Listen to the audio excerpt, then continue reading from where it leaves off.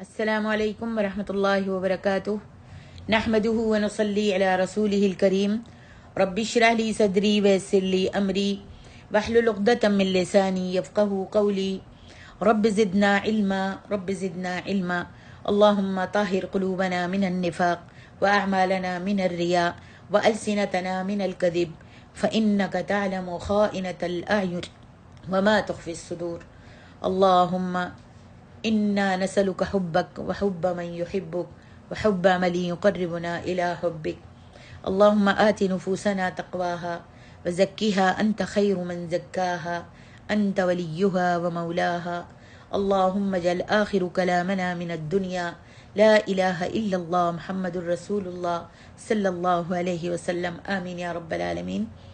تفسیر سورۃ الممتحنہ آیت نمبر 5 سے 9 تک۔ اعوذ باللہ من الشیطان الرجیم ربنا لا تجعلنا فتنة للذین كفروا واغفر لنا ربنا انك انت العزیز الحکیم۔ لقد كان لكم فيهم أسوة حسنة لمن كان يرجو الله واليوم الآخر ومن يتول فإن الله هو الغني الحميد عسى الله أن يجعل بينكم وبين الذين عاديتم منهم مودة والله قدير والله غفور رحيم لا ينهاكم الله عن الذين لم يقاتلوكم في الدين ولم يخرجوكم من دياركم أن تبروهم وتقسطوا إليهم إن الله يحب المقسطين إنما ينهاكم الله عن الذين قاتلوكم في الدين وأخرجوكم من دياركم وظاهروا على إخراجكم أن تولوهم ومن يتولهم فأولئك هم الظالمون۔ اے ہمارے رب، تو ہمیں ان لوگوں کے لیے فتنہ آزمائش نہ بنا جنہوں نے کفر کیا، اور ہمیں بخش دے۔ اے ہمارے رب، بے شک تو ہی بڑا زبردست خوب حکمت والا ہے۔ بلا شبہ تمہارے لیے ان میں بہترین نمونہ ہے اس شخص کے لیے جو اللہ سے ملنے اور یوم آخرت کی امید رکھتا ہو، اور جو کوئی حق سے منہ موڑے تو بے شک اللہ ہی بے پرواہ نہایت قابل تعریف ہے۔ امید ہے کہ اللہ تمہارے اور ان لوگوں کے درمیان دوستی پیدا کر دے جن سے تمہاری دشمنی ہے، اور اللہ بہت قدرت والا اور غفور الرحیم ہے۔ اللہ تمہیں ان لوگوں کی اللہ تعالیٰ ان لوگوں کی بابت نہیں روکتا، تم کو ان لوگوں کی بابت نہیں روکتا جو تم سے دین پر نہیں لڑے، اور انہوں نے تمہیں تمہارے گھروں سے نہیں نکالا کہ تم ان سے بھلائی کرو، ان سے انصاف کرو۔ بے شک اللہ تعالیٰ انصاف کرنے والوں کو پسند کرتا ہے۔ بے شک اللہ تو تمہیں ان لوگوں کی بابت روکتا ہے جو تم سے دین پر لڑے، اور انہوں نے تمہیں تمہارے گھروں سے نکالا اور تمہارے نکالنے میں مدد کی کہ تم ان سے دوستی کرو، اور جو کوئی ان سے دوستی کرے تو وہی لوگ ظالم ہیں۔ فرمایا ربنا لا تجعلنا فتنة للذین کفروا واغفر لنا ربنا انک انت العزیز الحکیم۔ حضرت ابراہیم علیہ السلام نے جب اپنی قوم اور اپنے والد سے لا تعلقی کا اعلان کیا، برات کا اظہار کیا، تو اللہ تبارک و تعالیٰ کی طرف آپ متوجہ ہوئے، اللہ کی طرف گڑ گڑائے اور یہ دعا کی کہ اے اللہ، ہم نے سب کو چھوڑ کر تجھی پر بھروسہ کیا ہے، ہم اپنے سارے معاملات تیرے سپرد کرتے ہیں۔ اس مشرک قوم سے سارے رشتے ناطے توڑ کر تیری ہی طرف رجوع کرتے ہیں، اور ہم خوب جانتے ہیں کہ سب نے لوٹ کر تیری ہی طرف لوٹ کر آنا ہے۔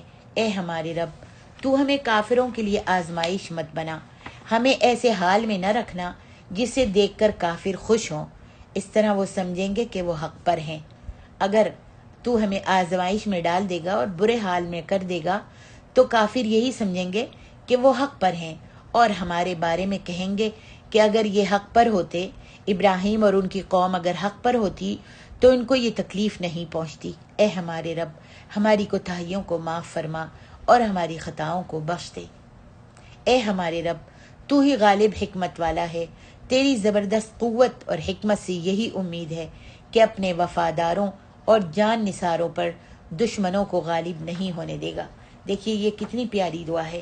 آپ کو اور مجھ کو چاہیے کہ اس دعا کو یاد کر لیں، جیسے پچھلی آیت میں بھی آپ نے پڑھی ربنا لا تجعلنا فتنة للذین۔ پچھلی آیت میں کون سی دعا پڑھی ہے؟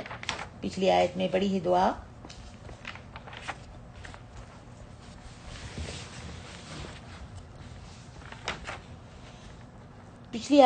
پڑھی ربنا علیک توکلنا، جو حضرت ابراہیم علیہ السلام نے پڑھی تھی جب برات کا اظہار کیا تو کہا ربنا علیک توکلنا والیک انبنا والیک المصیر ربنا لا تجعلنا فتنة للذین کفروا واغفر لنا ربنا انک انت العزیز الحکیم۔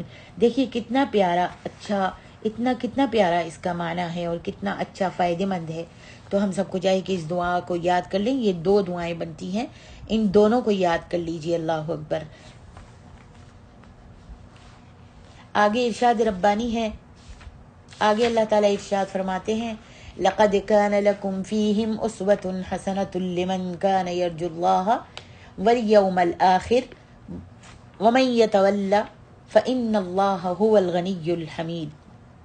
وہ لوگ جو اللہ تعالیٰ سے ملاقات اور آخرت کے دن کا یقین رکھتے ہیں، ان کے لیے ابراہیم علیہ السلام اور ان کے اہل ایمان ساتھی بہترین نمونہ ہیں، یعنی آپ کے لیے اور میرے لیے اور تمام ایمان والوں کے لیے جو اللہ تعالیٰ سے ملاقات اور آخرت کے دن کا یقین رکھتے ہیں۔ انشاءاللہ میں اور آپ بھی اللہ سے ملاقات کا یقین رکھتے ہیں اور شوق بھی رکھتے ہیں، مشتاق ہیں کہ اللہ ہم کو اپنا دیدار نصیب فرمانا، اور آخرت کا دن کا بھی ہم یقین رکھتے ہیں، اس لیے کہ جو آخرت کے دن پر یقین نہیں رکھتا، ایمان نہیں لاتا، وہ تو مسلمان ہی نہیں ہے۔ اس واسطے اللہ پر اور آخرت پر اور رسولوں پر، ملائکہ پر، فرشتوں پر اور کتابوں پر اور آخرت کے دن پر یعنی قیامت کے دن پر ایمان لانا جو ہے وہ ضروری ہے۔ ان کے لیے ابراہیم اور ان کے اہل ایمان ساتھی جو ہیں، یعنی ہمارے لیے ابراہیم علیہ السلام اور ان کے ساتھ جو ایمان لائے تھے، اہل ایمان ان کے ساتھی جو ایمان لائے تھے، بہترین نمونہ ہیں۔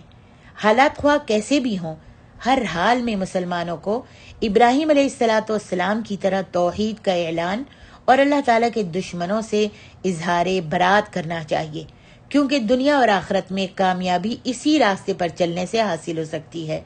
اگر کوئی اس راستے کے خلاف چلے گا اور اللہ تعالیٰ کے دشمنوں کے ساتھ دوستانہ تعلقات قائم کرے گا تو اللہ تعالیٰ کو اس کی نافرمانی سے کچھ نقصان نہیں ہوگا، کیونکہ وہ تو تمام کمالات اور ہر قسم کی خوبیوں کا مالک ہے۔ البتہ ایسے نافرمان اپنے آپ کو نقصان ضرور پہنچا لیتے ہیں۔ فرمایا عسى الله ان يجعل بينكم وبين الذين عاديتم منهم مودة والله قدير والله غفور الرحیم۔ مسلمانوں کو کافروں کے ساتھ دوستی پر تنبیہ کرنے اور کافروں کے خلاف اپنے سینوں میں نفرت و عداوت کی رغبت دلانے کے بعد اللہ سبحانہ و تعالیٰ نے اس بات کی وضاحت فرمائی ہے کہ اس کی قدرت و رحمت سے کچھ بھی دور نہیں ہے کہ جو کافر اسلام کے بدترین دشمن ہیں، آج جو کافر اسلام کے جو بدترین دشمن ہیں، اللہ تعالیٰ ان کو راہ ہدایت دکھا کر تمہارا بھائی اور ساتھی بنا دے، جس سے تمہارے اور ان کے درمیان نفرت و عداوت دوستی اور محبت میں تبدیل ہو جائے۔ چنانچہ فتح مکہ کے موقع پر ایسا ہی ہوا۔ اکثر مکے والے مسلمان ہو گئے اور جو لوگ ایک دوسرے پر تلوار اٹھا رہے تھے اب ایک دوسرے پر جانیں قربان کرنے لگے۔ گویا اس آیت مبارکہ میں بغیر کسی خون خرابے کے مکہ فتح ہونے اور اکثر مشرکین کے ایمان قبول کرنے کی خوشخبری دی گئی ہے۔ اس بشارت کے چند ہی ہفتوں بعد مسلمانوں نے اس کی تعبیر دیکھ لی۔ اس طرح اللہ سبحانہ و تعالیٰ نے ان مسلمانوں کا دل پہلے ہی ٹھنڈا کر دیا جو اپنے قریبی رشتہ داروں سے علیحدگی کے صدمے سے دوچار تھے۔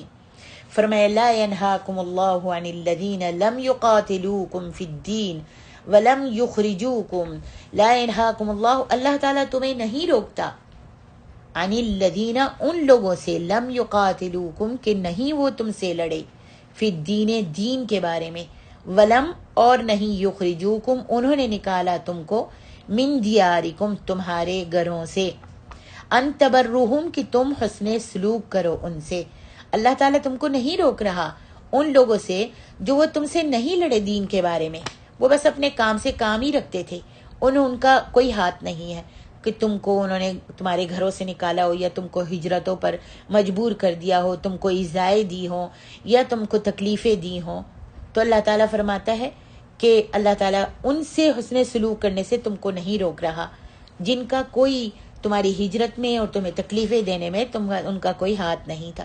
وَتُقْسِطُوا اور تم انصاف کرو الیہم ان کے حق میں، ان اللہ یحب المقسطین بے شک اللہ تبارک و تعالیٰ پسند کرتا ہے انصاف کرنے والوں کو۔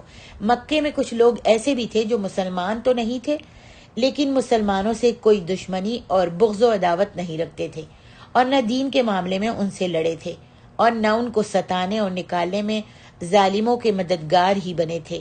اس قسم کے کافروں کے ساتھ اچھا سلوک کرنے سے اللہ تعالیٰ نے نہیں روکا، بلکہ حکم فرمایا کہ جب وہ تمہارے ساتھ نرمی اور احسان سے پیش آئیں تو انصاف کا تقاضا یہ ہے کہ تم بھی ان کے ساتھ اچھا سلوک کرو، اور دنیا کو دکھا دو کہ اسلامی اخلاق کا معیار کس قدر بلند ہے۔ اسلام کی تعلیم ہرگز یہ نہیں ہے کہ اگر کافروں کی ایک قوم مسلمانوں سے جنگ کرے تو تمام کافروں کو بغیر کسی فرق کے ایک ہی لاٹھی سے ہانکنا شروع کر دیا جائے۔ ایسا کرنا حکمت و انصاف کے خلاف ہوگا۔ لہذا یہ ساری صفات جن کافروں میں پائی جائیں، اسلام ان کے ساتھ احسان اور انصاف کا معاملہ کرنے سے نہیں روکتا۔ جیسے حضرت اسماء بنت ابی بکر رضی اللہ عنہما کے حضرت اسماء بنت ابی بکر رضی اللہ عنہا نے نبی علیہ الصلاۃ والسلام سے جب آپ کے گھر میں آپ کی مشرکہ ماں آئی تھی تو حضرت اسماء نے نبی صلی اللہ علیہ وسلم سے پوچھا تھا کہ یا رسول اللہ یہ میری ماں ہیں اور مشرکہ ہیں، تو کیا میں ان سے حسن سلوک کر سکتی ہوں؟ تو آپ نے فرمایا سلی امہ کی، کہا کہ میں ان کو ہدایہ گفٹ وغیرہ دے سکتی ہوں؟ آپ نے فرمایا ہاں سلی امہ کی، اپنی ماں کے ساتھ صلہ رحمی کرو، کوئی بات نہیں۔ دیکھیے صحیح بخاری میں یہ قصہ موجود ہے۔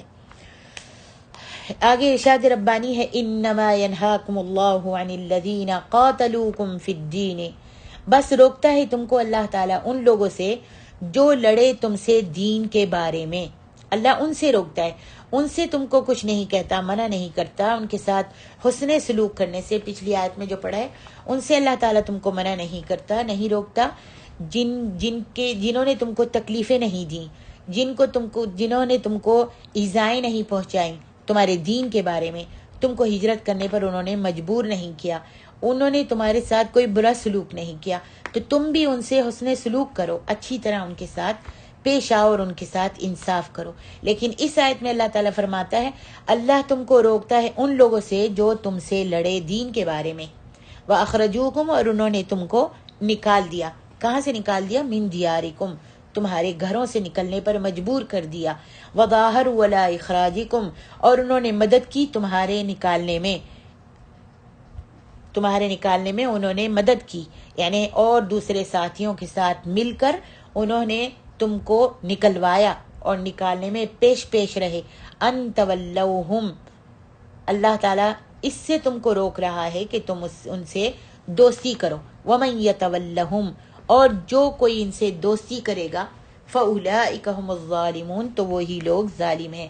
نرم دل کفار سے دوستی کی اجازت دینے کے بعد اللہ تعالیٰ نے فرمایا کہ وہ تمہیں صرف ان لوگوں کے ساتھ محبت اور حسن سلوک کرنے سے روک رہا ہے جنہوں نے اپنی اسلام دشمنی کا ثبوت دیتے ہوئے تمہارے ساتھ لڑائیاں لڑی، تمہیں تمہارے گھروں سے نکالا، تمہیں نکالنے والوں کی مدد بھی کی، تمہیں نکالنے والوں کی انہوں نے مدد بھی کی۔